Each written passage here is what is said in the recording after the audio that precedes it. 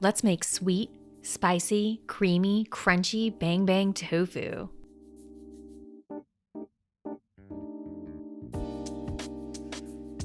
Start by pressing your tofu in the Easy Tofu Press. Meanwhile, make that quick and easy bang bang sauce. Combine vegan mayo and sweet chili sauce with sriracha, agave nectar and lime juice, and cayenne pepper. Whisk that together until it's completely smooth, then set it aside. In a large bowl, combine flax meal and water with soy or oat milk and apple cider vinegar. Whisk that together, then toss in your pressed and diced tofu, coating it really well. In a separate large bowl, mix together panko with salt, pepper, and garlic powder. Toss in your tofu, making sure to coat it really well in that flavorful, seasoned panko.